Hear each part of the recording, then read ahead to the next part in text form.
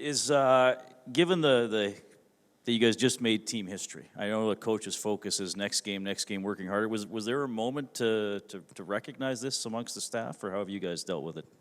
You know, I think the way the players dealt with it, we didn't do much about it. We addressed it, which I really like. Knobber acknowledged it before the game, but it wasn't emphasized. So I thought he did a good job with that. And what I liked most of about the players is that it wasn't something that caused them any angst. They were just playing. They were in the similar mindset at 8, at 9, at 10. So for me, I really like that about our team. I think that we've really settled down in one-goal games, up one, down one, late in games, going right back to Winnipeg, if you guys can remember that game. We've just had this real sense of calm in those tight games, which I think is a big change for us. For me, over the last 5 years, is that we've matured in that fact that we're very comfortable in one-goal games. So you mentioned 5 years. For you, it's also 5 head coaches. Yeah.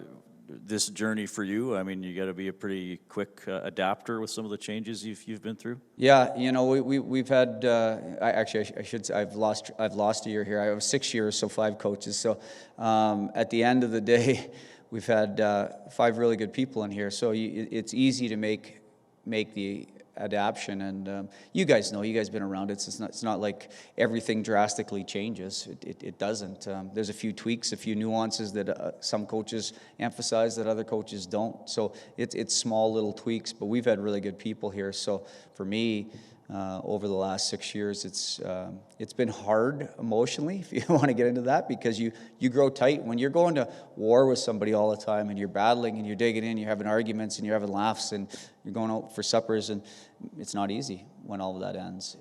But that's the nature of our business. But we've had really good people. Glenn, when you look at the power play, and you've overseen it now, and it's record-setting last year, 1 year, it's been at 29%, an average over 4 years, which is pretty ridiculous. It's at 25, which for most other teams would be like, yeah. And lately, it's around 19. Is it just the ebb and flows, or what do you look for when your power play kind of dips, and how do you get it back out? Yeah, we've had dips before. I can remember going back to when Hitch was here, we had some dips, and just at different times of the year. It never runs, you never go 1 for 3, 1 for 4, 1 for 3, 1 for 4. It doesn't run that way. You'll go 0 for 10, and then you'll go 2 for 3, and then, it runs that way. But what I look at as the bigger metric is just, are we still generating, right? Are we generating? And so I know when you watch those metrics that we're still generating most chances in the league on the power play. Per minute of play. So are they going in at the same rate as they did last year? No, they're not. Last year what happened was we generated at the highest rate and we scored pretty much at the highest rate. So when those two things line up, you get a year like you have there, but they don't always line up.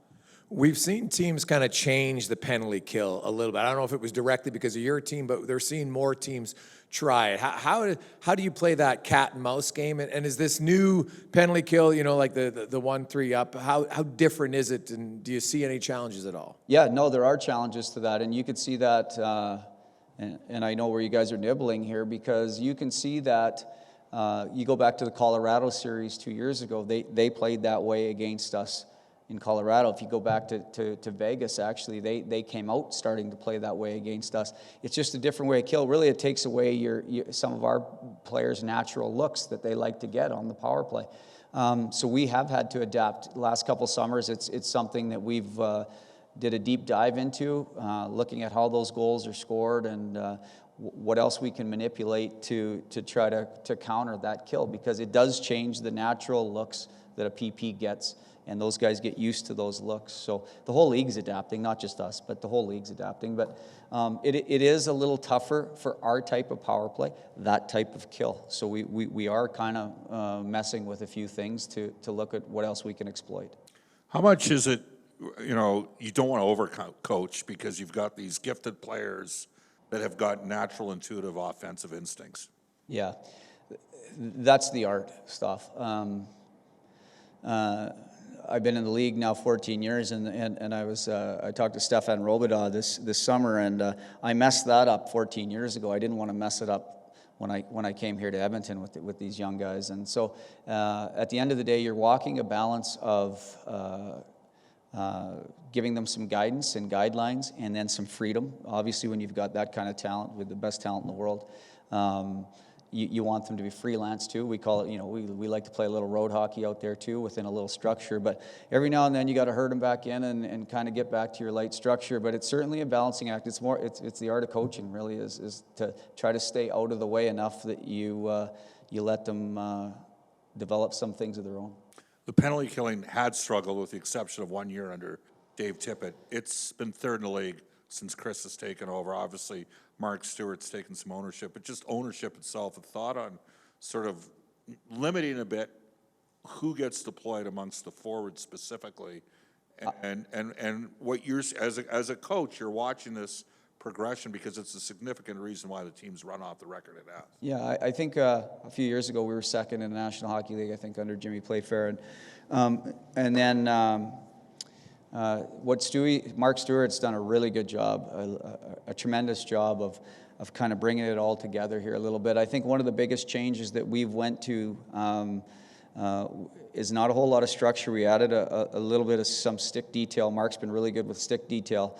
But what Stewie's added to is just we had a designated group of killers, and we haven't juggled our killers. We got designated pairs.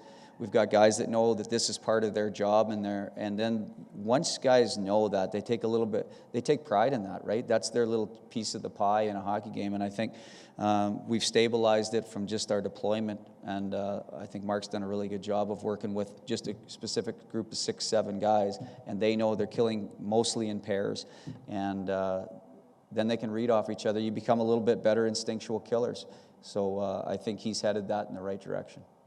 Hi, Glenn, just back here. Hey. Why, in your mind, or how has Zach Hyman kind of had this year-over-year improvement? What do you attribute that to? I just think he has such a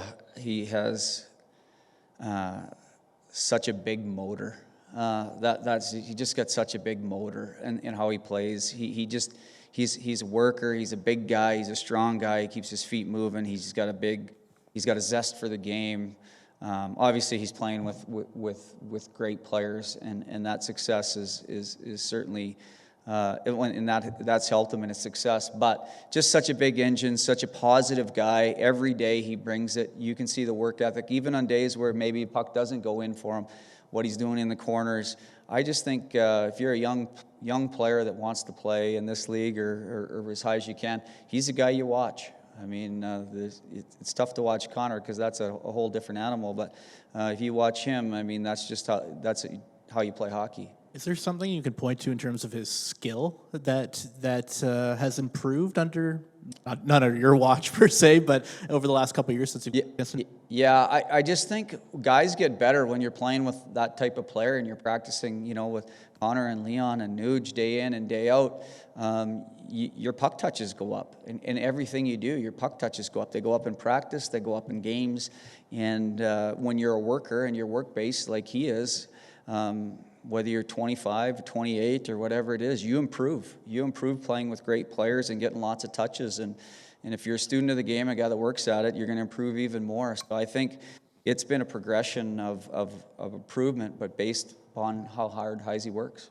You've been along for a lot of the ride here with McDavid and Draisaitl and the core leadership group. What did you observe from them early this season when it was slipping through the fingers? And maybe how has that contributed to what they're able to tap into now to rattle off 10 in a row? Yeah, they have a little bit, what I've seen in those guys is just a maturation in leadership and how they approach it. And early on this season, I still think, there were some lingering effects of the disappointment of last year. And we worked our way through that.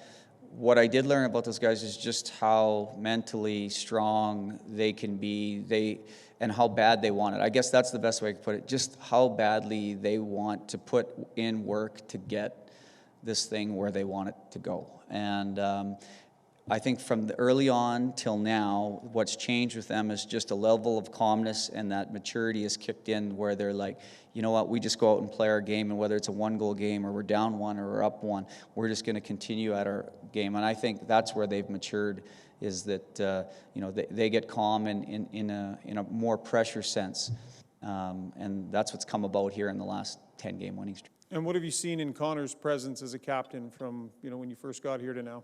Yeah, he's come full circle. Like, to be honest with you, I don't want to sit here and talk about Connor too much, but at the end of the day, I've been around him for 6 years. He's developed into probably the finest leader that I've seen. He has the ability to, obviously what he does on the ice, how he practices, all that's intact. And there's lots of leaders that had that, but now he has the ability to challenge guys too. And that's not always the case in some of the leaders that I've been around in the days. He has that ability too. So he's got that, hey, you can follow me ability, but he's also brought on that ability, hey, we need you to be better here in these areas too. And that's what leaders do. They push people, they push the bar up. That's what he's doing. Glenn, Phil Kemp played his first game, but it was on the wing. What's that like as a player? You're all excited to play, but you're playing a position that's totally foreign to you. Oh, he loved it. He loved it. If you know Kemper, he's got some juice, right? So I went to him, I said, have you ever played wing before? And he goes, not recently, but I have. So, we just went over the stuff he needed to know, but he was fired up. What a better place to play. If it was you or I wouldn't. If you're in Montreal, you get to play your first NHL game. They could have put me in goal. I would have taken it. So, he was fired up to play wing. We told him prior, you're going to get a few shifts, and just play hard and do your thing. And the boys, I can tell you, the energy on the bench for him when we got there was something that I'll remember forever. How excited the guys were after the anthem, and how they were going. They were talking to Kemper on the bench. It gave us some energy that game. You talked about the power play. It used to be you dump the puck in and you overload it on one side and stuff. Now everybody dumps it back to a forward coming up the ice. Teams haven't taken away Connor, though? I mean, is he just going so fast that it doesn't really matter? Yeah, no, we've had that, but I mean, there are teams that try to do it, and they do a great job of jamming up the line, and I watch other teams on a nightly basis not get in, but he gets in. I mean, you're coming Mach 1 and you have that kind of speed, and we're not just leaving it all to Connor, hey, dropping it and letting you get in. We're trying to do other things with our other 4 guys to make it easier for him to enter on a daily basis, or what side, so we're trying to do that. But he's just so good that he can find his way in where other teams can't. Some teams do trail him though, and but then you got Leon bringing it up, and he gets you in a one-on-one situation, Leon, where he turns his back on that right wall and holds and protects, and the guys are coming in late. That's hard to stop too. So a lot of teams have to pick their poison, right, with those guys. And either way, just their skill makes it real tough. Thank you. Glenn, the team's ability to, their improvement defensively, allowing 17 goals during this last 10 games, what do you credit that to? What do you see that's allowed for this improvement? Yeah, obviously, I think Stu's been really, really good. I think our D, for me, our D have played as good as I've seen them play in the years that I've been here. And I think there's a collective mindset in our group that number has to come down if we want to be a legit threat in the playoffs. And you can see that not only in our D, but in our forwards too. But we know we have to be good in that area if we want to be considered legit. And it's been something that's been talked about here for 3 or 4 years, ever since the playoffs. And as these guys mature and that collective mindset gets into the locker room, you see better defensive play. And that's really what I attribute it to. Maturation again, just them recognizing how important it is. And during this win streak, you've had some comeback wins in the third period. Is that a confidence thing, or what do you credit the team's ability to come back kind of late in some of these games? Yeah, like I said, going back even to Winnipeg, when we were down in that game and came back late, the air on the bench is different than it used to be. The air on the bench had some particles of panic. It doesn't have that anymore. It just doesn't have that anymore. It has an element of calm and confidence, and that's a big thing for a hockey club. And I attribute it just to that, the maturation of the player.